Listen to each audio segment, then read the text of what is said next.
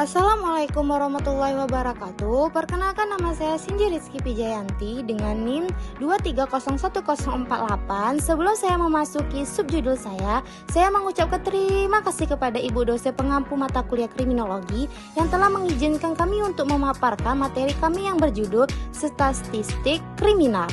Pendahuluannya adalah kriminologi sebagai disiplin ilmu memiliki peran penting dalam memahami, menganalisis, dan mengatasi kejahatan di masyarakat. Salah satu pendekatan utama dalam kriminologi adalah mengutamakan statistik kriminal untuk mengidentifikasikan pola tren atau faktor yang mempengaruhi tindak kejahatan.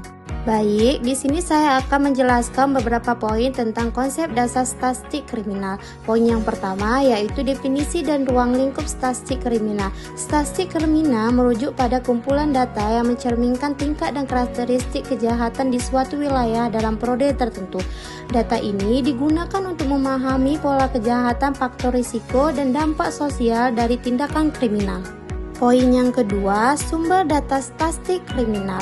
Ada mencangkup beberapa, yaitu yang pertama, data resmi pemerintahan, yaitu data dari kepolisian, pengadilan, dan Badan Statistik Nasional. Kedua, sumber korban kejahatan, yaitu data dari responden yang pernah mengalami tindak kriminal.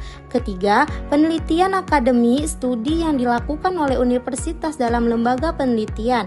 Empat, big data dan analisis digital, data yang diperoleh dari media sosial, rekaman CCTV, dan sistem kecerdasan buatan. Poin yang ketiga, yaitu yang terakhir, klarifikasi data kejahatan yang mencangkup 1. Kejahatan kekerasan, yaitu pembunuhan, penyerangan, dan perampokan.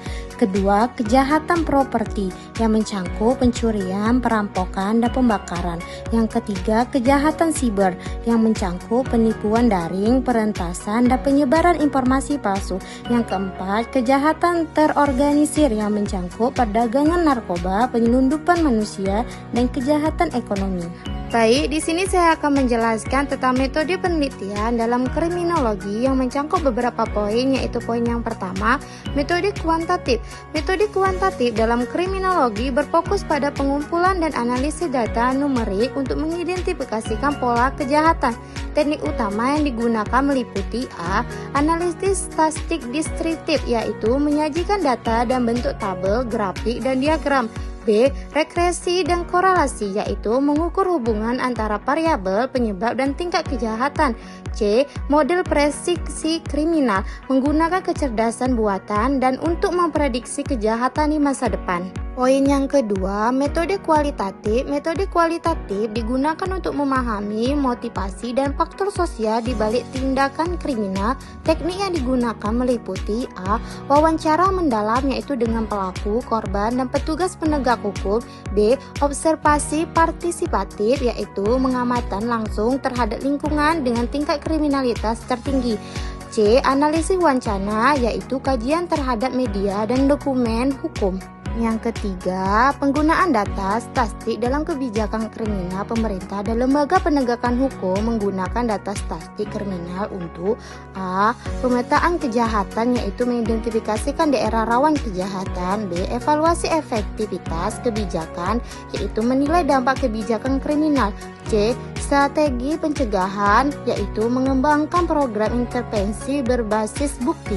Baik, di sini saya akan menjelaskan kesimpulan dari keseluruhan materi yang berjudul statistik kriminal. Statistik kriminal memainkan peran penting dalam riset kriminologi dengan menyediakan data empiris untuk menganalisis pola dan tren kejahatan.